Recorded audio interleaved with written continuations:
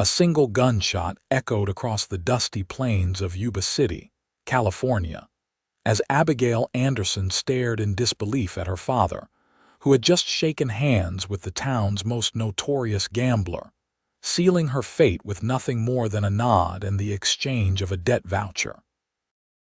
It was the summer of 1876, and the California gold rush had long since faded into legend, leaving behind a patchwork of desperate men and fledgling towns. At 22, Abigail had grown up in the shadow of her father's gambling addiction, watching as he slowly lost their ranch piece by piece, but never had she imagined she would become his final wager. "You can't do this," Abigail whispered, her honey blonde hair falling loose from its pins as she grabbed her father's arm. "Pa, please. I'm your daughter, not livestock." Jeremiah Anderson's bloodshot eyes couldn't meet hers. "It's done, Abby. $3,000 of debt wiped clean. You'll go to auction tomorrow noon." "An auction?" The word tasted like ash in her mouth. "You're selling me like a horse." Around them, the saloon had gone quiet, men averting their gaze or staring too long at her slender figure. Abigail felt her cheeks burn with humiliation and rage. "You still got your mother's looks," her father slurred, as if that explained everything. "Rich men pay good money for a pretty wife. It'll be better than what we got now." Abigail's hand cracked across his cheek before she could think better of it. "Mother would have died all over again seeing what you've become." She fled the saloon, pushing past the batwing doors into the scorching California afternoon. The town of Yuba City sprawled before her, a dusty collection of wooden buildings and broken dreams nestled in the Sacramento Valley. The place that had once seemed full of promise now felt like a prison, its borders closing in with each passing second. With nowhere else to go, Abigail wandered to the edge of town, her mind racing. She could run, but how far would she get? A woman alone in the wilderness was as good as dead, and she had no money, no horse of her own. As the sun began to set, painting the distant Sierra Nevada mountains in hues of gold and crimson, Abigail found herself at the small church on the outskirts of town. Father Thomas had always been kind to her, even after her mother's passing 5 years ago. "I wondered when you'd come by," the elderly priest said, opening the door before she could knock. "News travels fast in small towns, child. Then you know I'm to be sold tomorrow." Her voice didn't even sound like her own. Father Thomas nodded grimly. "I've already been to see the sheriff. He claims there's no law against a father settling his debts this way, so long as it's dressed up as a marriage arrangement." His weathered face creased with concern. "Do you have anywhere to go, Abigail?" She shook her head. "My aunt in Sacramento might take me in, but it's 50 miles, and Pa would find me before I got halfway." The priest offered her sanctuary for the night, a small room behind the altar where she could at least sleep in peace. As Abigail lay on the narrow cot, staring at the rough-hewn ceiling, she made a silent vow. Whoever purchased her tomorrow would not find a willing bride. One way or another, she would find her freedom. Dawn broke with the sound of hammering. Peering through the church's small window, Abigail saw men constructing a crude wooden platform in the town square. Her stomach twisted at the sight. "They're expecting quite a crowd," Father Thomas said, handing her a cup of coffee.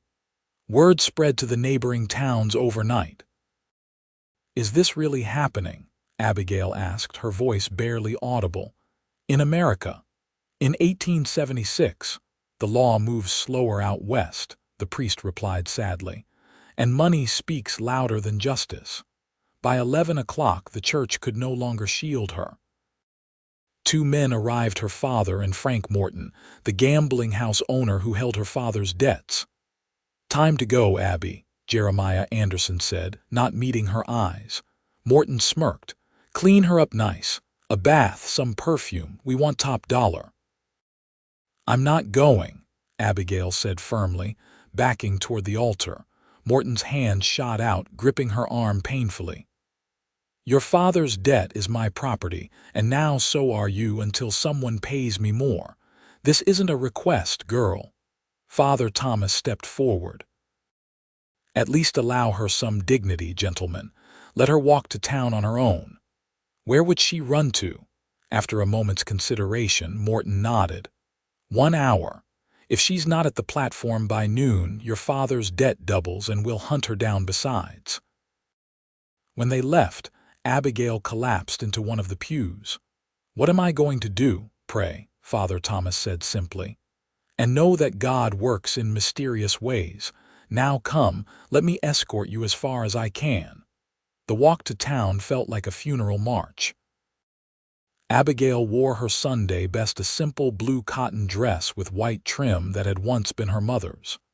Her hair was neatly pinned, and she held her head high, even as shame threatened to crush her. The town square was packed. Men from every surrounding settlement had gathered, some with their wives who looked on with mixtures of pity and disapproval. A few wealthy ranchers stood apart from the crowd, eyeing her like a prized heifer. "Ladies and gentlemen," Morton called out from the platform.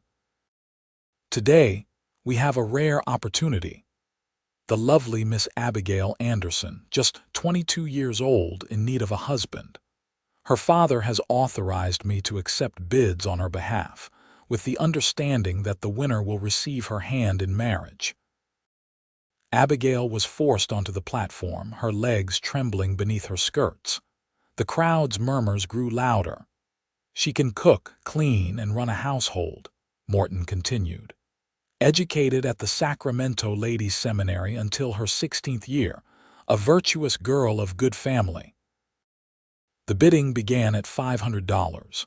A balding rancher raised his hand first, followed by the town banker. The price climbed steadily: $800, $1,000, $1,500.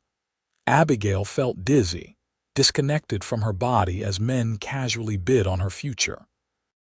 $2,000 from Mr. Harrison," Morton announced, pointing to a gray-haired man with a substantial belly whom Abigail recognized as a widower with 5 young children and a reputation for cruelty. $2,500. Called another voice, belonging to a thin, rat-faced man she'd never seen before. The crowd had thinned to just a few serious bidders when a commotion at the back caught everyone's attention. A tall man on horseback pushed through, his black hat pulled low over his eyes. "What's the current bid?" he called out, his voice deep and steady. $2,500, Morton replied, eyeing the newcomer curiously. "Do I hear 3,000? The stranger dismounted in one fluid motion and strode toward the platform.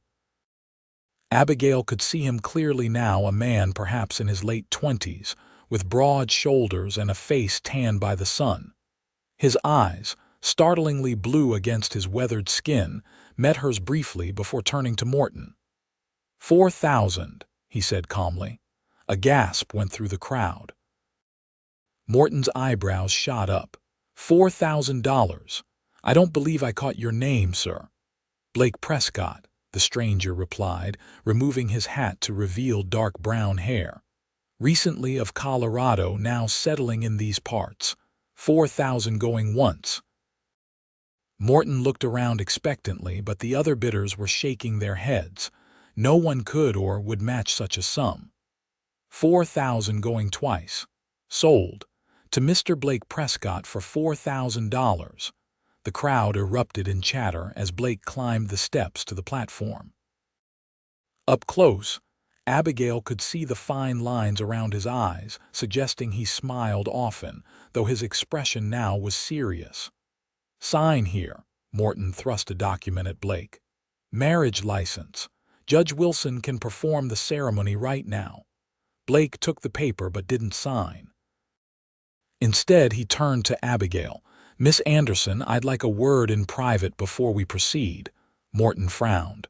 "The deal's done. You've paid for her." And as her owner for the moment, I'm requesting 5 minutes of privacy with my betrothed.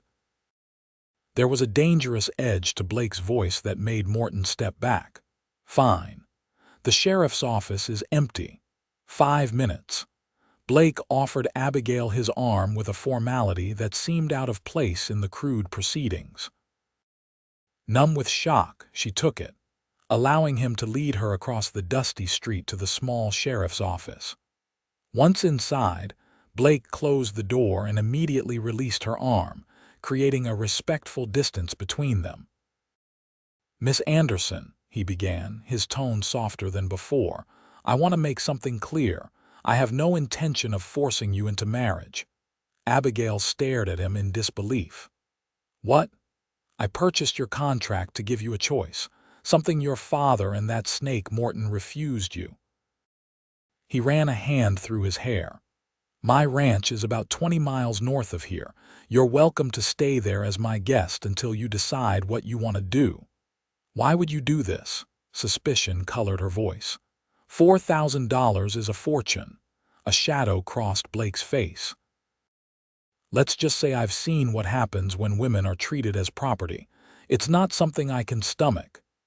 Abigail studied him, searching for deceit but finding only sincerity in his clear blue eyes. "What's the catch, Mr. Prescott?" "No catch. I'm offering sanctuary, not servitude." He leaned against the sheriff's desk. "You can stay at my ranch while you decide whether to contact relatives, seek employment in another town, or—" He hesitated. "Or what? Or stay on. I could use help running the place." "Paid help," he clarified quickly. "I've got a housekeeper, Mrs. Holloway, who lives in the main house. You'd have your own room, your own space." Abigail's mind raced. It seemed too good to be true, but what choice did she have? "And if I decide to leave, I'll provide you with funds for travel and a horse of your own." She narrowed her eyes. "Why should I believe you?" Blake's expression softened. "You shouldn't, not yet. I haven't earned your trust. But right now, I'm offering you a way out of this town and away from your father's debts. The rest we can figure out day by day." Before Abigail could respond, the door burst open. Morton stood there, flanked by two rough-looking men. "Time's up. Judge is waiting." Blake straightened. "There won't be a wedding today. I'm taking Miss Anderson to my ranch as my ward, not my wife." Morton's face darkened. "That wasn't the deal." "The license, the deal was $4,000 for her contract," Blake interrupted.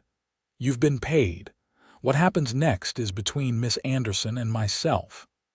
"Her father sold his right to any say in her future when he put her on that auction block," Blake finished coldly. "I suggest you remind him of that if he has any objections." Morton's jaw clenched, but with the money already in his pocket, he had little ground to stand on. "Fine. But the town won't look kindly on a single woman living at a bachelor's ranch." "Her reputation is no longer your concern," Blake said firmly. "Miss Anderson, are you ready to depart?" Despite her fear and uncertainty, Abigail found herself nodding. Whatever awaited her at Blake Prescott's ranch couldn't possibly be worse than what she'd just escaped. "My belongings," she began. "We can send for them," Blake assured her, "or purchase what you need in Sacramento on our way." Outside, the crowd had largely dispersed, though several onlookers still lingered, whispering behind their hands. Abigail spotted her father slumped on a bench outside the saloon, already deep in a bottle. He didn't even look up as Blake helped her onto his horse before mounting behind her. "Hold on," Blake murmured, and with a click of his tongue they were moving, leaving Yuba City and its cruel memories behind. They rode in silence for nearly an hour, the rhythm of the horses' hooves and the vast open landscape gradually calming Abigail's frayed nerves. Finally, she found her voice. "I never thanked you," she said quietly. "No need," Blake replied. "No one should be treated the way you were today. $4,000 is still a steep price for a principal." She felt his slight shrug. "I've been fortunate in my ventures." The money means less to me than knowing I prevented an injustice. Are you some kind of crusading knight, Mr. Prescott? A low chuckle rumbled through his chest. Hardly. Just a man who's seen enough of the world to know right from wrong. As they crested a hill, Blake pointed to the northeast. My land starts about 5 miles yonder. We should reach the house before sundown. How long have you lived here? Abigail asked, genuinely curious about this mysterious benefactor. Bought the place 6 months ago. It was run down, but the previous owner had good cattle stock and plenty of water rights. Been fixing it up since. Alone. I've hired hands for the cattle work. Mrs. Holloway keeps the house, and her son Daniel helps with the horses. There's a foreman, Hank Wilcox, who runs things when I'm away. And where were you before California? Blake was quiet for a moment. Colorado, mostly. Had some mining interests there. Before that, fought in the war. The Confederate side, she ventured, noting his slight southern accent. Union. Though I'm originally from Tennessee. My family didn't agree with secession. His tone suggested this wasn't a topic he wished to pursue. They stopped briefly at a creek to rest the horse and drink. Abigail splashed cool water on her face, trying to wash away the memory of standing on that auction platform. We can still make Sacramento by nightfall if you prefer, Blake offered. I know people there who could help you find passage east if that's what you want. Abigail considered the offer. Sacramento meant potential escape, perhaps even finding her mother's sister. But it also meant being alone in a city with no immediate prospects and the constant fear of her father tracking her down. I think I'd like to see this ranch of yours first, she decided, if you're still willing to have me as a guest. The offer stands, he assured her, for as long as you need. As they continued their journey, the landscape gradually changed. The flat valley gave way to gently rolling hills dotted with oak trees. Cattle grazed in the distance, and fields of wild poppies painted patches of vibrant orange against the green grass. It's beautiful, Abigail murmured, taking in the peaceful scene. That it is, Blake agreed. First time I saw this valley, I knew this was where I wanted to settle. Is that unusual for you, settling in one place? He nodded. Been moving most of my life. After the war, couldn't seem to stay anywhere long, but something about this land. He trailed off, then cleared his throat. Anyway, there's the house up ahead. Abigail gasped softly as Blake's ranch came into view. The main house was larger than she'd expected, a handsome 2-story structure with a wide porch wrapping around 3 sides. Several outbuildings clustered nearby, including a substantial barn, bunkhouse, and what looked like a smithy. Everything appeared well maintained, with fresh paint and sturdy construction. You've been busy these 6 months, she remarked. Had good help, Blake replied modestly, and a clear vision of what I wanted to build. As they approached, a plump woman in her 50s emerged from the house, wiping her hands on her apron. Her gray-streaked hair was pulled back in a sensible bun, and she regarded their arrival with obvious surprise. Mr. Prescott, wasn't expecting you back till tomorrow. Her gaze shifted to Abigail with undisguised curiosity. Blake dismounted first, then carefully helped Abigail down. Mrs. Holloway, this is Miss Abigail Anderson. She'll be staying with us for a while as our guest. To her credit, Mrs. Holloway's only reaction was a slight widening of her eyes before she nodded and smiled warmly. Welcome, Miss Anderson. You must be exhausted from your journey. I'll have a room prepared right away. Thank you, Abigail replied, relieved by the woman's lack of prying questions. Would you show Miss Anderson to the blue room? Blake asked. And perhaps draw a bath. I need to speak with Hank about tomorrow's cattle drive. Of course, sir. Come along, Miss Anderson. Abigail followed Mrs. Holloway into the house, marveling at the simple elegance of the interior. The furniture was sturdy but tasteful. The floors gleamed with polish and landscape paintings adorned the walls. "Mr. Prescott has fine taste," she commented. "That he does," Mrs. Holloway agreed, leading her up a wide staircase. "Though he's not one for fussiness. Says a home should be comfortable above all." The blue room, as it turned out, was a spacious bedroom with large windows overlooking the valley. A four-poster bed dominated one wall, while a writing desk, wardrobe, and comfortable chair completed the furnishings. "This is lovely," Abigail said sincerely. Mrs. Holloway beamed. "I'll have my son bring up hot water for your bath. There are clean towels in the cabinet," and she hesitated. "I notice you don't have any luggage, miss." Abigail's cheeks warmed. It was a rather sudden departure. Something in Mrs. Holloway's expression suggested she understood more than Abigail had said. "I have a daughter about your size who left some dresses when she married. They're simple but clean. Would that do until we can arrange for proper clothing?" "That would be very kind, thank you."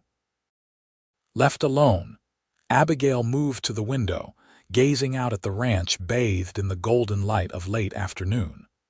From this vantage point, she could see Blake in conversation with an older man near the corral, presumably Hank, the foreman.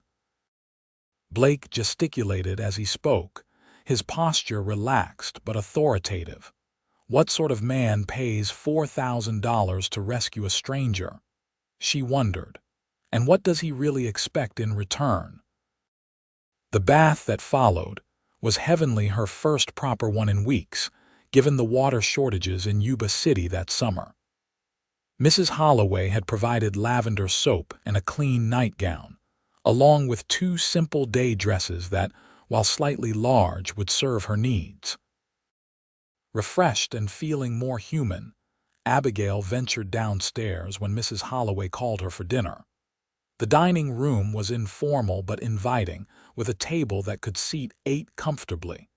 Blake rose when she entered, gesturing to a chair. "I hope you found everything to your liking upstairs." "Very much so," Abigail replied, taking the offered seat. "Your home is beautiful." "I'm glad you think so." He waited for Mrs. Holloway to serve before continuing. "I've been thinking about your situation. The town of Marysville is about 10 miles east. They have a small school that might be looking for a teacher, given your education." Abigail paused with her fork midway to her mouth. "You've already thought about employment for me, just possibilities. As I said, what you do next is entirely your choice." The meal passed pleasantly, with Blake inquiring about her interests and education without prying into painful topics. He told her more about the ranch, 3,000 acres, 200 head of cattle, and plans for horse breeding. "I'm leaving tomorrow with the cattle drive," he explained as they finished. "We're taking a small herd to the railhead at Colfax. I should be back within 2 weeks." Alarm flashed across Abigail's face. "You're leaving? The arrangements were made weeks ago." "I can't back out without financial consequences." His expression softened at her obvious concern. "Mrs. Holloway will be here, along with Daniel and 2 ranch hands who stay behind. You'll be completely safe." "It's not that," Abigail said quickly, though safety had indeed been her first worry. "It just seems strange to impose on your household while you're away." "You're not imposing. You're my guest." Blake set down his napkin.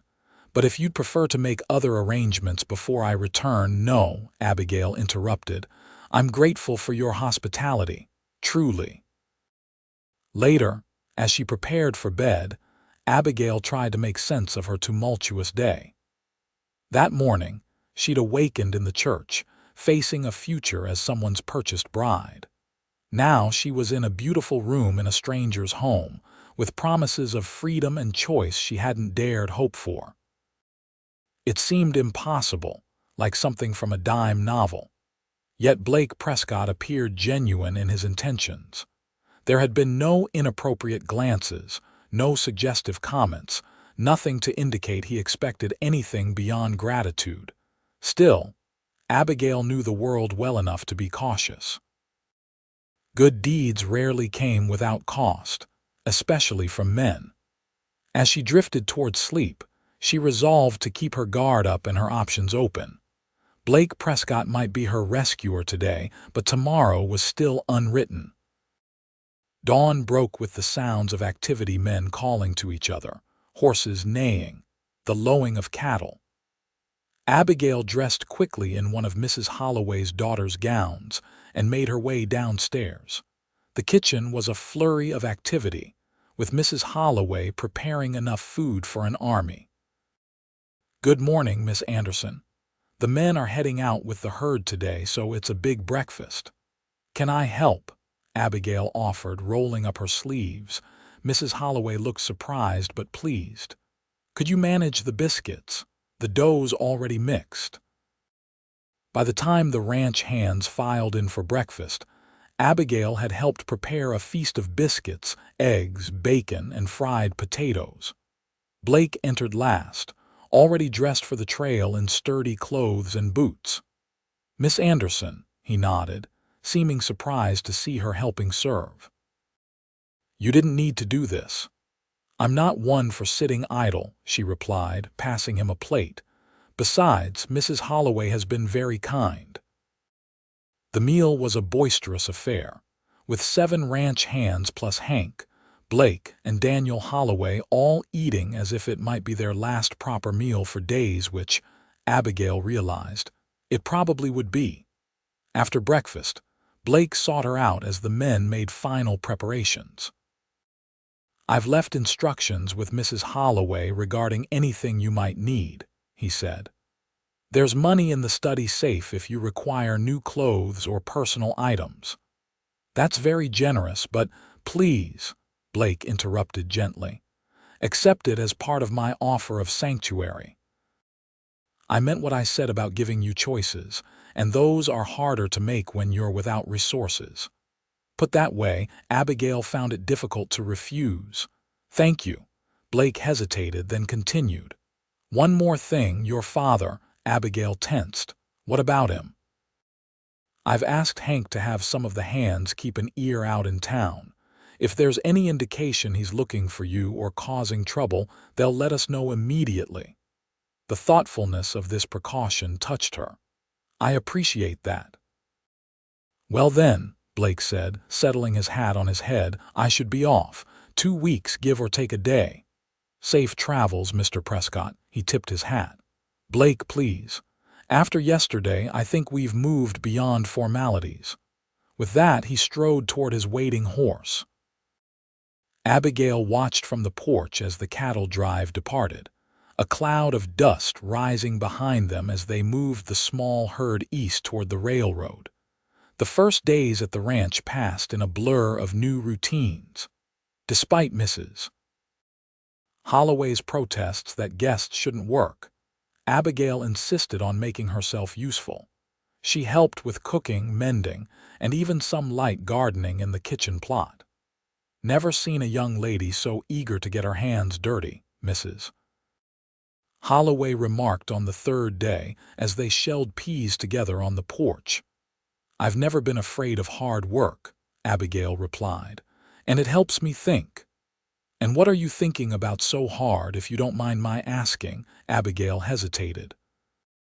She hadn't shared the full story of how she came to be at the ranch, and she wasn't sure how much Blake had revealed. "I'm trying to decide what comes next in my life," she said finally. "Mr. Prescott Blake has been very kind, but I can't impose indefinitely." Mrs. Holloway's hand stilled. "He told me a bit about your situation. Not everything, I suspect, but enough." Her kind eyes met Abigail's. "Whatever brought you here, you should know that Mr. Prescott is a good man, better than most. If he offered you sanctuary, he meant it. You seem very certain of his character." "I am." Mrs. Holloway resumed her work. "My Daniel was just 16 when Mr. Prescott hired us. Boy had been in some trouble in Sacramento, fell in with a bad crowd after his father died. No one would give him a chance. But Mr. Prescott did, and he's been patient with the boys learning. That tells me all I need to know about the man. That evening, Abigail explored the house more thoroughly. The library particularly caught her interest, shelves lined with volumes of history, literature, and practical texts on agriculture and animal husbandry. She was so engrossed in a collection of Wordsworth's poetry that she didn't hear Daniel enter. "Miss Anderson, Ma sent me to tell you supper's ready." Abigail startled, nearly dropping the book. Daniel Holloway was a lanky youth of perhaps 18, with his mother's kind eyes and a shock of unruly brown hair. "Thank you, Daniel. This is quite a library Mr. Prescott has assembled." Daniel nodded. "He reads every night before bed, says books keep a man's mind sharp." He hesitated. "Ma also said to tell you some packages arrived from town. Mr. Wilcox picked them up today." The packages turned out to be 3 ready-made dresses in Abigail's size, along with undergarments, stockings, a nightgown, and even a pair of sturdy boots. A note accompanied them in a bold, masculine hand. "Miss Anderson, I took the liberty of ordering these based on Mrs. Holloway's suggestions. I hope they meet with your approval. Should anything not fit or please you, simply inform Hank and adjustments can be made. B." Prescott. The thoughtfulness of the gesture brought unexpected tears to Abigail's eyes. The dresses were simple, but of good quality, practical for ranch life, yet flattering enough to make her feel like herself again. "He's very considerate, your employer," she remarked to Mrs. Holloway. The older woman smiled knowingly. "That he is, though I suspect this particular consideration goes beyond mere employer duties." Abigail felt her cheeks warm. "I'm sure I don't know what you mean." "Of course not, dear," Mrs. Holloway replied, not bothering to hide her amusement. The days developed a comfortable rhythm. Mornings were for household chores, afternoons for reading or walking the property, and evenings for conversation with Mrs. Holloway and occasionally Daniel or Hank. Abigail found herself sleeping better than she had in years, free from the constant anxiety of her father's gambling and creditors. On the 10th day after Blake's departure, Hank returned from town with troubling news. "Your father's been asking about you, Miss Anderson," he reported grimly. "Been telling folks Mr. Prescott kidnapped you, trying to rile up sentiment against him." Abigail's stomach knotted. Is anyone believing him? Few of the less reputable sorts might. Most know the truth of what happened at that auction. Hank shifted uncomfortably. "Still, thought you should know." "Thank you, Mr. Wilcox. I appreciate your candor." That night, Abigail barely slept, her mind churning with worry. What if her father convinced the sheriff to investigate? What if he came to the ranch himself? The peace she'd begun to feel shattered like glass. She was in the garden the next morning, aggressively pulling weeds to channel her anxiety, when the sound of approaching horses made her freeze. Rising slowly, she shaded her eyes against the sun, heart hammering in her chest. Relief flooded her at the sight of Blake's familiar figure leading a small group of riders. They were back early. Without thinking, she hurried toward the house to wash the dirt from her hands and smooth her hair. Only when she caught Mrs. Holloway's knowing smile did she realize her eagerness might be interpreted as something more than politeness. "The drive went well, I take it," she said, forcing casualness into her voice when Blake entered the kitchen a short time later. "Better than expected," he replied, accepting a cup of coffee from Mrs. Holloway. "Got a good price for the cattle and made it back in record time." His eyes moved over her appreciatively. "The new clothes suit you." "They're perfect, thank you. Your generosity continues to overwhelm me." Blake waved off her gratitude. "Did everything go smoothly here?" Abigail exchanged glances with Mrs. Holloway. "Mostly. Though Mr. Wilcox mentioned my father has been spreading some tales in town." Blake's expression darkened.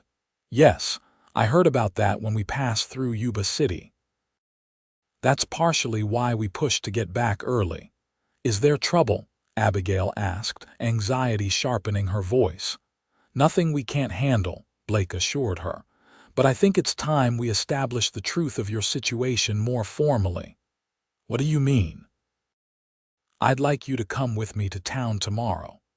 We'll visit Judge Wilson and have you make a formal statement about the circumstances that brought you here. That should quiet any rumors your father is spreading. The prospect of returning to Yuba City filled Abigail with dread, but she recognized the wisdom in Blake's suggestion. Will it be safe? I won't let anything happen to you, Blake promised, his blue eyes holding hers with such conviction that Abigail found herself believing him completely.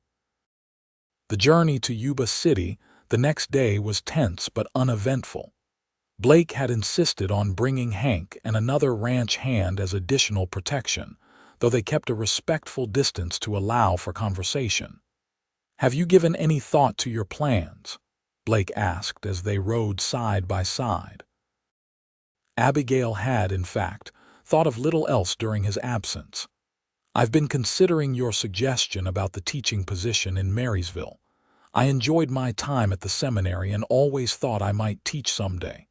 Blake nodded approvingly. I'm sure you'd be excellent at it.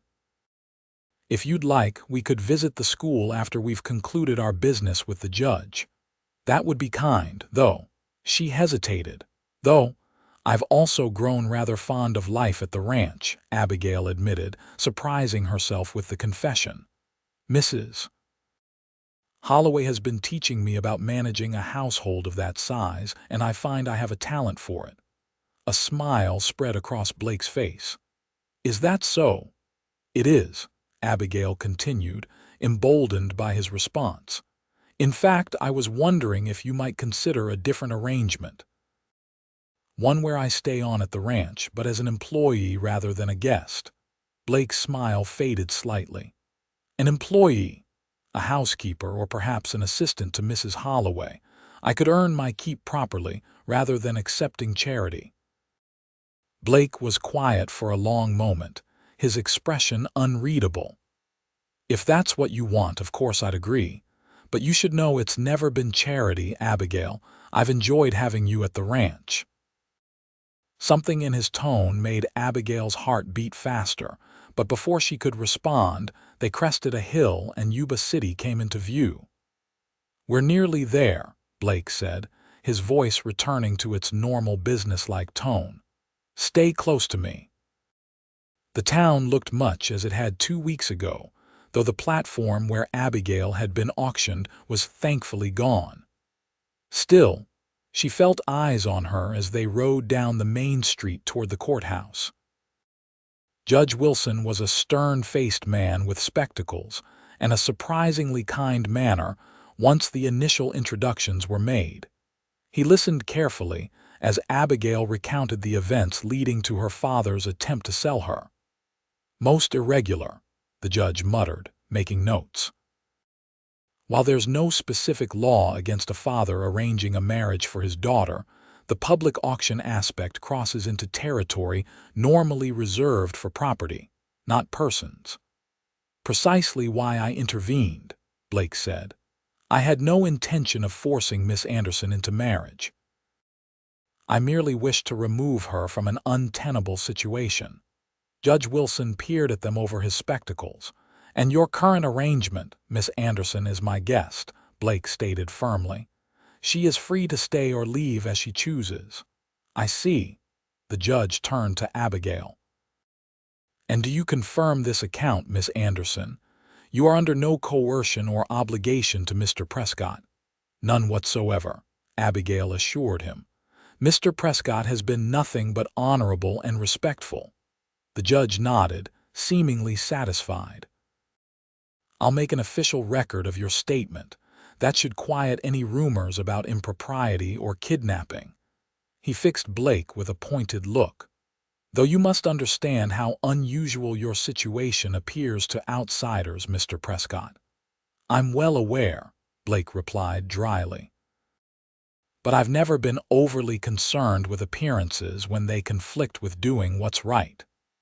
Their business concluded, they emerged from the courthouse to find the street busier than before. Abigail stiffened as she spotted a familiar figure weaving his way toward them, her father, clearly drunk even at midday. "There she is," Jeremiah Anderson shouted, pointing an accusatory finger. "My daughter, stolen by that man." Blake stepped protectively in front of Abigail. "Mr. Anderson, your daughter wasn't stolen. You sold her, remember? I have witnesses and now a legal statement confirming it." A small crowd had begun to gather, watching the confrontation with undisguised interest. "She's my flesh and blood," Jeremiah slurred. "You had no right." "I had every right," Blake cut him off coldly. "You forfeited yours when you put her on that platform. Now I suggest you go back to your bottle and forget you ever had a daughter, because she's certainly better off forgetting she had you for a father." Jeremiah lunged forward suddenly, but Hank and the other ranch hand quickly intercepted him, holding him back as he struggled and cursed. "Let's go," Blake murmured to Abigail, guiding her toward their horses. "There's nothing more to be done here." But as they mounted, Jeremiah broke free and rushed forward again, this time pulling a small pistol from his coat. "You're not taking her," he shouted, aiming unsteadily at Blake. Everything happened so quickly, the sound of the shot, Blake jerking sideways in his saddle, Hank tackling Jeremiah to the ground, and the town sheriff finally appearing to take control of the situation. "Blake," Abigail cried, dismounting in a rush to reach him. "Are you hit?" Blake pressed a hand to his upper arm, where blood was beginning to seep through his shirt. "It's nothing serious. Bullet just grazed me." But his face had gone pale, and Abigail could see the pain he was trying to hide. "We need to get you to a doctor. Doctor." "Mitchell's office is just down the street," offered a bystander. With Hank's help, they got Blake to the doctor, who confirmed the wound was indeed just a deep graze that required cleaning and bandaging but no surgery. "You're a lucky man, Mr. Prescott," Dr. Mitchell remarked as he worked. "An inch to the left, and we'd be having a very different conversation." Blake winced as the doctor applied antiseptic. "Not how I planned this trip." "Few plan to get shot," the doctor replied dryly. Throughout the procedure, Abigail stood nearby, her face etched with concern. The sight of Blake's blood had shaken her more deeply than she cared to admit, revealing feelings she hadn't fully acknowledged until that moment. Once, Blake was patched up and given instructions for care. They learned from the sheriff that Jeremiah Anderson had been jailed for the assault. "He'll face charges this time," the sheriff assured them. "Attempted murder's a serious offense, even out here." "What will happen to him?" Abigail asked, surprised to find she still cared despite everything. "Prison, most likely. Judge Wilson doesn't take kindly to public shootings." The news left Abigail with mixed emotions: relief that her father would no longer pose a threat, but sadness for the man he might have been if not for the gambling that consumed him. The return journey to the ranch was slower and more subdued, with Blake clearly in pain despite his attempts to hide it. Abigail insisted on riding close beside him, ready to offer support if needed. "I'm sorry," she said softly as they neared the ranch. "This is all my fault." Blake looked at her in surprise. "How do you figure that? If you hadn't helped me, you wouldn't have been shot." "Abigail," Blake said firmly, "the only person responsible for what happened today is your father, not you. Still, you were hurt because of me." Blake guided his horse to a stop, prompting Abigail to do the same. Hank and the other hand continued ahead, giving them privacy. "Listen to me," Blake said, his blue eyes intense. "I knew there might be consequences when I bid for you that day. I accepted that risk willingly, and I'd do it again in a heartbeat." "Why?" Abigail asked, the question that had haunted her for 2 weeks finally escaping. Why did you really do it, Blake? He was quiet for a long moment, considering his words carefully. When I was 15, my older sister was forced to marry a man 30 years her senior to settle our father's debts. He was cruel to her. Pain flashed across his features. She died 3 years later trying to escape him. Oh, Blake, Abigail whispered. I'm so sorry. I was too young to help her then. Too weak. His jaw tightened. I swore I'd never stand by again if I could prevent someone else from suffering the same fate. The piece of his past explained so much: his immediate intervention, his insistence on giving her choices, his understanding of her fear. Thank you for telling me, Abigail said softly. And thank you again for what you did. I don't think I've properly expressed my gratitude. Blake's expression softened. You don't need to. Seeing you come into your own these past 2 weeks has been reward enough. Their gazes held for a long moment, something unspoken passing between them. Then Blake cleared his throat and nudged his horse forward again. Come on. Mrs. Holloway will be worried sick when she hears what happened. Indeed, the housekeeper fussed over Blake's wound like a mother hen when they returned, insisting he go straight to bed despite his protests that he was perfectly capable of reviewing the cattle sale figures. Not another word, Mrs. Holloway declared. Miss Anderson and I will bring you supper in bed and you'll stay there until morning at least. Blake shot Abigail a look of helpless amusement as he was herded upstairs. I appear to be outnumbered and outmatched, Abigail added with a smile. Best surrender gracefully. Later, when she brought him a tray with soup and freshly baked bread, Abigail found Blake propped up against pillows, looking frustrated but resigned to his confinement. I feel ridiculous, he grumbled. It's barely a scratch. A scratch that bled quite impressively, Abigail reminded him, setting the tray across his lap. Besides, Mrs. Holloway says you rarely rest properly. Consider this enforced idleness good for your constitution. Blake's scowl melted into a smile. You sound like her already. I'll take that as a compliment. She's a wise woman. As Abigail arranged his napkin and made sure he had everything he needed, she was acutely aware of their unusual intimacy, she in his bedroom, he in a state of undress with only a nightshirt covering his broad shoulders. In any other circumstance, it would be scandalously improper. About what we discussed earlier, Blake said suddenly. Your desire to work at the ranch rather than remain as a guest. Yes, Abigail paused, wondering if he'd reconsidered. I've been thinking. There is a position available that might suit your talents better than housekeeper. Oh, she perched on the edge of a nearby chair. What position is that? Blake set down his spoon, his expression serious. Ranch mistress. Abigail's breath caught. I don't understand. I think you do.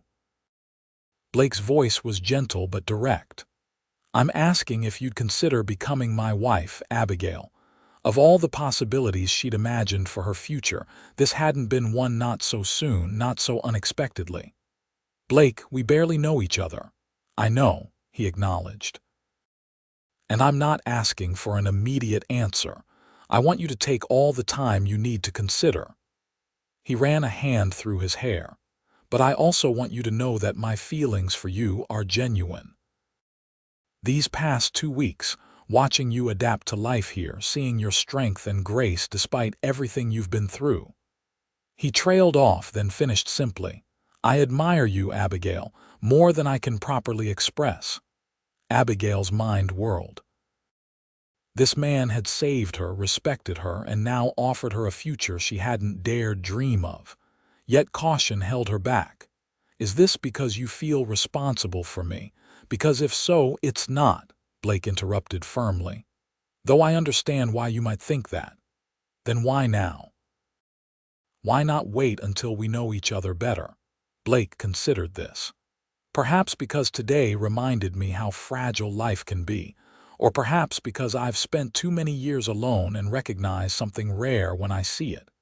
He smiled slightly. Or maybe I'm simply impatient. But whatever the reason, I wanted you to know where I stand, even if you need months to decide where you stand. Abigail rose from her chair, needing distance to clear her thoughts. This is unexpected. I understand, Blake said, disappointment edging his voice.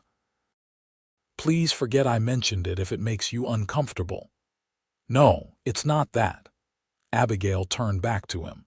It's just, marriage is a serious commitment. After what happened with my father, I'm wary of making decisions that might trap me in a situation I can't escape. Understanding dawned in Blake's eyes. You think you'd be trading one form of bondage for another. I don't think that, Abigail corrected quickly, but I need to be sure I wouldn't be. Fair enough. Blake nodded. Then know this, if you become my wife, you would be my partner in every sense. This ranch, my business interests, all of it would be as much yours as mine. And if you ever found yourself unhappy in our marriage, you would be free to leave with half of everything we've built. Abigail stared at him in shock. That's not how marriage usually works, Blake. Maybe not, he agreed, but it's how ours would. I want a wife, Abigail, not a possession. His words settled over her like a warm blanket, chasing away the chill of doubt. Still, she wasn't ready to answer. I need time. Take all you need, Blake replied. The offer stands, regardless of your decision about staying on as an employee. Abigail nodded, then impulsively leaned forward and pressed a gentle kiss to his forehead. Thank you for everything. Blake's eyes widened in surprise, then softened with affection. Get some rest, Abigail. It's been a long day for both of us.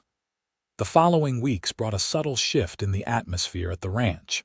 Blake was true to his word, never pressuring Abigail for an answer but treating her with a warmth that went beyond mere friendship. For her part, Abigail found herself watching him more closely, observing how he managed the ranch with firm but fair leadership. How he listened attentively when anyone spoke to him. How his rare laughter transformed his entire face. She also noticed things she hadn't before. The way the early morning sun turned his hair copper at the edges, how gracefully he moved despite his imposing size, the small scar near his right eyebrow that she longed to ask about. Mrs. Holloway observed their dance with knowing eyes but kept her comments to herself, though Abigail occasionally caught her hiding a smile when she and Blake lingered in conversation after dinner. True to their agreement, Abigail began working officially as Mrs. Holloway's assistant, learning the intricacies of managing a large ranch household. She found satisfaction in the work ordering supplies, planning meals for the hands, keeping accounts. Blake paid her a fair wage, which she saved carefully, building the independence she'd never had under her father's roof. In the evenings, they often sat together in the library, reading in comfortable silence or discussing books they'd both enjoyed. These quiet moments became precious to Abigail, a window into the kind of partnership Blake had described. One evening, about a month after Blake's proposal, Abigail found him on the porch, watching a spectacular sunset paint the sky in shades of orange and pink.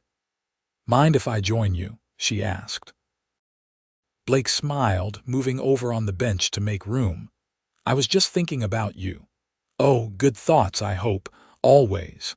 His eyes crinkled at the corners. "I was thinking how different the ranch feels with you here. Livelier, more like a home." Abigail felt a pleasant warmth spread through her chest. "I've been thinking, too, about your proposal." Blake straightened slightly, but his voice remained casual. "Have you?" "Yes." Abigail took a deep breath. "I've realized something these past weeks. When I first came here, I was focused on what I was running from my father, that auction, a forced marriage. But lately, I've found myself thinking more about what I'm running toward." "And what's that?" Blake asked softly. Abigail turned to face him fully. "A life where I'm valued for who I am." where I have both independence and connection, where I can build something lasting." Her voice steadied as certainty filled her. "A life with you if you still want me." Blake's face transformed with joy. "Are you saying yes?" "I'm saying yes," Abigail confirmed, a smile spreading across her own face. "I want to be your wife, Blake, your partner." For a moment, Blake seemed too overcome to speak. Then he reached for her hand, bringing it to his lips in a gesture so tender it made Abigail's heart constrict. "I promise you won't regret this," he said fervently. "I'll spend every day making sure of it." "I know you will," Abigail replied, believing it completely. "And I'll do the same." Blake's other hand came up to cradle her cheek. "May I kiss you, properly this time?" In answer, Abigail leaned forward, closing the distance between them. Their lips met in a kiss that began gently but quickly deepened, communicating months of unspoken longing and newfound hope. When they finally broke apart, both breathing faster, Blake rested his forehead against hers. "I think I've been waiting my whole life for you, Abigail Anderson." "Well, I'm here now," she whispered back, "and I'm not going anywhere." They were married 2 weeks later in a simple ceremony in the ranch's garden. Judge Wilson came from Yuba City to officiate, bringing with him documentation that Jeremiah Anderson had been sentenced to 5 years in state prison for the shooting. "A fair outcome," Blake commented afterward. "Long enough to ensure our safety, but not so long that reconciliation would be impossible someday, should you wish it." Abigail squeezed his hand gratefully. "Thank you for understanding that despite everything, he's still my father." "Family is complicated," Blake replied. "I understand that better than most." Mrs. Holloway outdid herself with the wedding feast, and the ranch hands constructed a dance floor beneath the oak trees. As twilight fell, lanterns were lit, casting a golden glow over the celebration. During a quiet moment as they swayed together to the fiddle music, Blake murmured in Abigail's ear, "Happy, Mrs. Prescott?" The new name sent a thrill through her. "Very, though I'm still getting used to the idea that all of this is partly mine now." "All of it," Blake corrected. "Every acre, every building, every head of cattle." His arms tightened around her. "Every part of me." The raw honesty in his voice made her eyes sting with tears. "And you have all of me in return," she promised. "The good and the difficult parts alike." Later that night, in the privacy of the master bedroom, now their bedroom, Abigail discovered a side of Blake she'd only glimpsed before. Passionate yet gentle, considerate of her inexperience yet ardent in his desire. Their lovemaking sealed the promises they'd made before God and witnesses, binding them together in the most intimate way possible. Afterward, as they lay tangled in sheets and each other, Blake traced lazy patterns on her bare shoulder. "Do you ever think about how differently things might have turned out if I hadn't been in Yuba City that day?" Abigail shuddered at the thought. "Sometimes, I try not to dwell on it." "I wasn't even supposed to be there," Blake confessed. "I was on my way back from Sacramento and took a detour on a whim, thinking I might find some new horses for the ranch." "Divine intervention," Abigail suggested, only half joking. Blake smiled. "Maybe so, or maybe just extraordinary good fortune. Either way, I'm grateful beyond words." "As am I," Abigail whispered, pressing a kiss to his chest, directly over his heart. Life as Mrs. Blake Prescott proved both challenging and rewarding. The ranch thrived under their joint management, with Abigail bringing organizational skills and fresh perspectives that complemented Blake's experience and vision. Within a year, they had increased the cattle herd, added a small but successful horse breeding program, and expanded their land holdings by purchasing an adjacent property when it came up for sale. Their personal happiness grew alongside their business success. Abigail blossomed in her role as Blake's wife and partner. her confidence expanding as she mastered new skills and took on increasing responsibility. Blake, for his part, seemed to shed years of solitude and guardedness, becoming more open and demonstrative not just with Abigail but with everyone around him. "You've changed him," Mrs. Holloway remarked one day, as they watched Blake laughing with some of the ranch hands by the corral. "I've never seen him so at peace." "He's changed me too," Abigail replied honestly. "I never imagined I could feel so secure, so cherished." Mrs. Holloway patted her hand. "That's as it should be between a husband and wife. You two were meant for each other, that's plain as day." In the spring of their second year of marriage, Abigail discovered she was expecting their first child.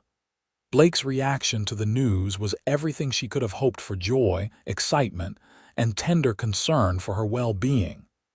"Are you happy?" she asked, as he held her close after she told him. "Happy doesn't begin to cover it," Blake replied, his voice thick with emotion. "I never thought I'd have this: a wife I adore, a child on the way, a true family of my own." The pregnancy progressed smoothly, with Blake insisting on hiring additional help so Abigail could rest when needed. Their son, William Thomas Prescott, was born on a crisp autumn morning in 1879, with Blake pacing anxiously outside the bedroom door until Mrs. Holloway finally ushered him in to meet his son. "He's perfect," Blake whispered, cradling the tiny bundle with awe. "And so are you." Life with a child brought new joys and challenges. William, or Will, as they called him, had his father's blue eyes and his mother's determined spirit. Blake proved to be a devoted father, often carrying Will with him around the ranch, pointing out animals and plants even before the boy could understand what he was saying. In 1881, they welcomed a daughter, Elizabeth Grace, completing their family. With two small children, the ranch house that had once seemed so spacious now felt perfectly sized, filled with toys, laughter, and occasionally tears. "I sometimes wonder what my father would think of all this," Abigail mused one evening as she and Blake sat on the porch watching their children play in the yard. "Would he be happy for me, or bitter about what he lost?" Blake considered this thoughtfully. "People can change, Abigail. Maybe someday when he's released, he'll have had time to reflect and regret his actions. Would you be amenable to him visiting, if he's sober and genuinely wishes to meet his grandchildren?" "Of course," Blake assured her. "They're his blood too, and everyone deserves a second chance." As it turned out, they received word of Jeremiah Anderson's death in prison just a few months later: pneumonia, according to the official notification. Abigail mourned the father she'd known in her early childhood, before gambling consumed him, and the reconciliation that would never happen now. Blake supported her through the grief, accompanying her to Yuba City for a small funeral service and helping her sort through her father's meager belongings. Among them, they found a faded photograph of Abigail as a young girl with both parents, everyone smiling in a rare moment of family harmony. "He kept this," Abigail said softly, "despite everything, because he loved you in his way," Blake suggested, "even if he couldn't show it properly." They brought the photograph home, placing it on a shelf in their bedroom, a reminder of where Abigail had come from and how far she had traveled. As the years passed, the Prescott Ranch became known throughout Northern California for its quality livestock and progressive management practices.